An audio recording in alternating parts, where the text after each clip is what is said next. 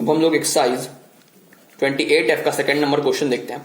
Second number question में हम लोगों से क्या पूछा गया है, आप लोगों से कहा जा रहा है so that the following planes are at right angle. Second का पहला पार्ट है मेरे पास दो प्लेन की इक्वेशन दे रखी है। पहली प्लेन है मेरे पास r vector dot 4i cap minus 7j cap minus 8k cap is equal to 5, और दूसरी प्लेन की इक्वेशन है मेरे पास r vector dot 3i cap minus 4j cap plus 5k cap plus 10 equal to 0। अब जरा इस प्लेन की इक्वेशन को मैं रीअरेंज करके लिखता हूं तो मेरे पास कितना हो जाएगा, r vector dot minus 3i cap plus 4j cap minus 5k cap is equal to 10। ठीक है, अब मेरे पास ये दो प्लेन इक्वेशन दे रखी है और आपको ये प्रूफ करना है कि ये दोनों प्लेन के बीच में एंगल 90 डिग्री है। इसका मतलब ये दोनों प्लेन आपस में परपेंडिकुलर है। अच्छा, दो प्लेन के बीच में अगर हम लोगों को एंगल निकालना होता है तो उसका क्या फॉर्मूला होता है? फॉर्मूला होता है मेरे पास cos theta is equal to n1 vector dot n2 vector by n1 vector का मैग्नीट्यूड इंटू n2 वेक्टर का मैग्नीट्यूड। और बाहर मॉड भी होता था जब हम लोग को एक्यूट एंगल निकालना होता था, लेकिन यहाँ पे खैर हम लोगों से एंगल की बात की जा रही है तो उस एक्यूट ऑब्ट्यूज को छोड़ो।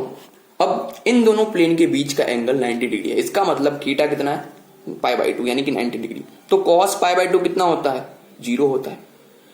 तो यहां से मेरे पास cos थीटा की वैल्यू तो 0 आ गई। अच्छा, तो इसका मतलब अगर मैं कैसे भी करके ये प्रूफ कर दूं कि cos थीटा 0 हो गया तो मैं ये प्रूफ कर दूंगा कि ये दोनों प्लेन आपस में परपेंडिकुलर है। हाँ होगा। तो अब मैं cos थीटा की वैल्यू निकालता हूं पहले वाले प्लेन के लिए। तो cos थीटा की वैल्यू कितनी हो जाएगी, सबसे पहले तो n1 वेक्टर n2 वेक्टर निकालना होगा। अच्छा, n1 वेक्टर कैसे निकालेंगे, हम लोग इन दोनों प्लेन को r vector dot n vector equal to p से कंपेयर करेंगे तो मेरे पास पहले वाले प्लेन का नॉर्मल वेक्टर कितना हो जाएगा, जिसको मैं n1 वेक्टर नाम देता हूं, वो मेरे पास हो जाएगा 4i cap minus 7j cap minus 8k cap. और ऐसे ही मेरे पास दूसरे वाली प्लेन का नॉर्मल वेक्टर कितना हो जाएगा, जिसको मैं n2 वेक्टर नाम देता हूं, वो हो जाएगा मेरे पास minus 3i cap plus 4j cap minus 5k cap. ठीक है, अब मैं निकालता हूं cos थीटा। cos थीटा क्या हो जाएगा, n1 vector dot n2 vector यानी कि 4 माइनस इंटू माइनस 3 ये हो जाएगा माइनस 12 और माइनस 7 इंटू 4 ये हो जाएगा माइनस 28 और प्लस में माइनस 8 और माइनस 5 ये हो जाएगा मेरे पास प्लस 40। और नीचे मैं बोल देता हूं कितना, नीचे मैं सॉल्व नहीं करता, नीचे कितना हो जाएगा n1 वेक्टर का मैग्नीट्यूड इंटू n2 वेक्टर का मैग्नीट्यूड। मैं सॉल्व क्यों नहीं कर रहा हूं ये आपको समझ में आ जाएगा आगे चल के। यहाँ कितना हो जाएगा मेरे पास 40 और यहाँ माइनस 40 और नीचे n1 वेक्टर का मैग्नीट्यूड इंटू n2 वेक्टर का मैग्नीट्यूड, तो ये हो गया मेरे पास 0। अच्छा, अब देखना मैंने नीचे सॉल्व क्यों नहीं किया। अगर मैं नीचे सॉल्व भी करता तो क्या फर्क पड़ता यार, बस मुझे मेहनत ज्यादा करना पड़ता, क्योंकि ओवरऑल ये 0 ही होना था, क्योंकि क्वेश्चन में दिया गया था कि प्रूफ करना है आपको कि ये दोनों प्लेन आपस में परपेंडिकुलर है। तो फिर मैंने सॉल्व नहीं किया तो ये चल जाएगा काम। अब देखना, जब मेरे पास cos थीटा की वैल्यू 0 आ गई, इसका मतलब थीटा 90 डिग्री है, इसका मतलब बोथ प्लेन्स आर परपेंडिकुलर। ठीक है, बोथ प्लेन्स आर परपेंडिकुलर। ऐसे ही हम लोग इसका सेकंड पार्ट देख लेते हैं। सेकंड पार्ट में मेरे पास प्लेन की इक्वेशन दी हुई है r vector dot 2i cap plus 6j cap plus 6k cap is equal to 13, और दूसरी प्लेन की इक्वेशन मेरे पास दी हुई है r vector dot 3i cap plus 4j cap minus 5k cap plus 7 equal to 0। जरा इसको भी रीअरेंज करके लिखते हैं तो r vector dot minus 3i cap minus 4j cap plus 5k cap is equal to 7। मैंने क्या किया, मैं इस वाले पार्ट को उस साइड ले गया। अच्छा, यहाँ पे एक और सवाल आ जाता है कि आप 7 को उस साइड क्यों नहीं ले गए, क्योंकि आमतौर पे यहाँ पे डिस्टेंस होता है और डिस्टेंस कभी नेगेटिव नहीं होता, इसी वजह से मैं 7 को उस साइड नहीं ले गया। तो ये मेरे पास दो प्लेन की इक्वेशन है। अब इन दोनों प्लेन को मैं कंपेयर करता हूं r vector dot n vector equal to p से। तो मेरे पास पहले वाले प्लेन की नॉर्मल वेक्टर कितनी हो जाएगी, जिसको मैं n1 वेक्टर नाम देता हूं, वो मेरे पास हो जाएगा 2i cap plus 6j cap plus 6k cap. और मेरे पास दूसरे वाले प्लेन का नॉर्मल वेक्टर हो जाएगा, जिसको मैं n2 वेक्टर नाम देता हूं, minus 3i cap minus 4j cap plus 5k cap. ठीक है, अब मैं निकालता हूं cos थीटा, जिसका फॉर्मूला होता है मेरे पास n1 vector dot n2 vector यानी कि यहाँ हो जाएगा माइनस 6 और यहाँ हो जाएगा माइनस 24 और यहाँ हो जाएगा प्लस 30, और नीचे में n1 वेक्टर का मैग्नीट्यूड इंटू n2 वेक्टर का मैग्नीट्यूड, और ये हो जाएगा मेरे पास 30 माइनस 30 और नीचे n1 वेक्टर का मैग्नीट्यूड इंटू n2 वेक्टर का मैग्नीट्यूड, ये हो जाएगा मेरे पास 0, यानी कि थीटा मेरे पास कितना हो गया 90 डिग्री। इसका मतलब again both planes are perpendicular to each other, both planes are perpendicular to each other. ठीक है, अब देखते हैं अगला क्वेश्चन। अब थर्ड नंबर क्वेश्चन जरा देख लेते हैं। थर्ड नंबर क्वेश्चन में हम लोगों से क्या कहा जा रहा है, find the value of lambda for which the given planes are perpendicular to each other. ठीक है, थर्ड का सबसे पहले पहला क्वेश्चन देखते हैं। पहले क्वेश्चन में मेरे पास दो प्लेन की इक्वेशन दे रखी है। पहली प्लेन है मेरे पास r vector dot 2i cap minus j cap minus lambda k cap is equal to 7, और दूसरी प्लेन है मेरे पास r vector dot 3i cap plus 2j cap plus 2k cap is equal to 9। ठीक है, अब देखना, आप लोगों को लेम्डा की वो वैल्यू बतानी है जिससे कि ये दोनों प्लेन आपस में परपेंडिकुलर हो जाए। इसका मतलब आपको लेम्डा की वो वैल्यू बतानी है जिससे कि इन दोनों प्लेन के बीच का एंगल 90 डिग्री हो जाए।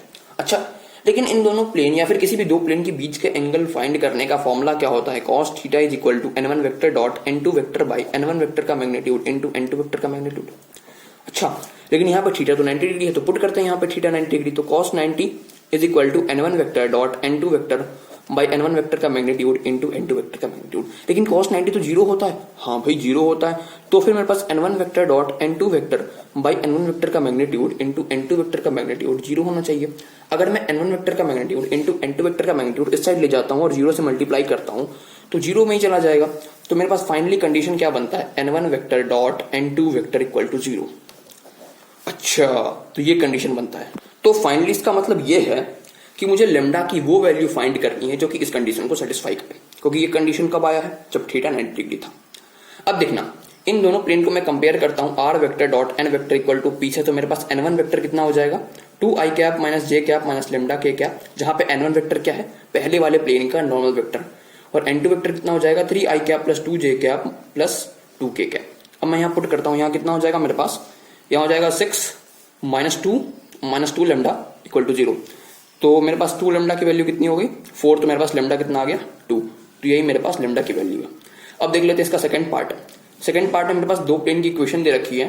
पहली प्लेन की इक्वेशन है r vector dot lambda I cap plus 2j cap plus 3k cap is equal to 5, और दूसरी प्लेन की इक्वेशन है मेरे पास r vector dot I cap plus 2j cap minus 7k cap plus 11 equal to 0। अब जरा मैं इसको रीअरेंज करके लिखता हूं, तो यहाँ कितना हो जाएगा, r vector dot minus I cap minus 2j cap plus 7k cap is equal to 11। ठीक है, अब मेरे पास ये रहा पहला प्लेन और ये रहा दूसरा प्लेन। अब मैं इन दोनों प्लेन की इक्वेशन को कंपेयर करता हूँ r vector dot n vector equal to p से, तो मेरे पास पहले वाले प्लेन का नॉर्मल वेक्टर कितना आ जाएगा, जिसको मैं n1 वेक्टर नाम देता हूँ, वो हो जाएगा मेरे पास लेमडा आई cap plus 2j cap plus 3k cap, और दूसरे वाले प्लेन का नॉर्मल वेक्टर मेरे पास कितना हो जाएगा, जिसको मैं n2 वेक्टर नाम देता हूँ, माइनस आई cap minus 2j cap plus 7k cap. अब अगर इन दोनों के बीच का एंगल 90 डिग्री है तो वो n1 vector dot n2 vector equal to 0 को सेटिस्फाई करने चाहिए। तो पुट करते हैं, यहाँ कितना हो जाएगा मेरे पास, माइनस लेमडा और माइनस 4 और प्लस 21 इक्वल टू 0। तो मेरे पास यहाँ से लेमडा की वैल्यू कितनी आ जाती है, लेमडा की वैल्यू आती है 17। तो मेरे पास यही होगी लेमडा की वैल्यू। ठीक है, अब देख लेते हैं हम लोग अगला क्वेश्चन अगले पेज पे। फोर्थ नंबर क्वेश्चन में हम लोगों से क्या कहा जा रहा है, फोर्थ नंबर क्वेश्चन में हम लोगों से कहा जा रहा है find the acute angle between the following planes. अच्छा, लेकिन यहाँ पे कार्टेशियन इक्वेशन दे रखा है, इसका मतलब cos theta is equal to n1 vector dot n2 vector by n1 vector का मैग्नीट्यूड इनटू n2 वेक्टर का मैग्नीट्यूड निकालना थोड़ा टफ हो जाएगा। ठीक है, तो इसी फॉर्मूले को मैं कार्टेशियन फॉर्म में कन्वर्ट करता हूँ।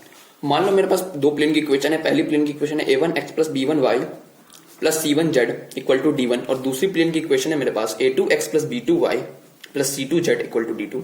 ठीक है, अब इन दोनों प्लेन को मैं वेक्टर फॉर्म में कन्वर्ट करता हूं। तो वेक्टर फॉर्म में कन्वर्ट करने के बाद मेरे पास पहली प्लेन की इक्वेशन क्या हो जाएगी, एक्स आई कैप प्लस वाई जे कैप प्लस जेड के कैप डॉट a1 आई कैप प्लस b1 जे कैप प्लस c1 के cap is equal to d1। तो यहां से मेरे पास r वेक्टर डॉट a1 आई कैप प्लस b1 जे कैप प्लस c1 के cap is equal to d1 हो जाएगा। ये मेरे पास पहली प्लेन की इक्वेशन हो गई वेक्टर फॉर्म में। अब मैं ऐसे ही दूसरी प्लेन की इक्वेशन को वेक्टर फॉर्म में कन्वर्ट करूंगा। तो मेरे पास प्लेन की इक्वेशन क्या हो जाएगी, r वेक्टर डॉट a2 आई कैप प्लस b2 जे कैप प्लस c2 के cap is equal to d2। ये वाला स्टेप आप अपने से कर लेना। तो ये मेरे पास दूसरी प्लेन की इक्वेशन हो जाएगी वेक्टर फॉर्म में। अब अगर मैं इन दोनों प्लेन को r vector dot n vector equal to p से कंपेयर करूं तो मेरे पास n1 वेक्टर कितना हो जाएगा, n1 वेक्टर है मेरे पास पहले वाले प्लेन का नॉर्मल वेक्टर है। ठीक है, तो ये कितना हो जाएगा, a1 आई कैप प्लस b1 जे कैप प्लस c1 के कैप, और मेरे पास n2 वेक्टर क्या हो जाएगा, n2 वेक्टर है क्या, n2 वेक्टर है दूसरे वाले प्लेन का नॉर्मल वेक्टर। तो ये हो जाएगा मेरे पास a2 आई कैप प्लस b2 जे कैप प्लस c2 के कैप। अब देखना, ये मेरे पास n1 वेक्टर है, ये मेरे पास n2 वेक्टर है। अब मैं n1 वेक्टर n2 वेक्टर इसी वाले फॉर्मूले में पुट करता हूं।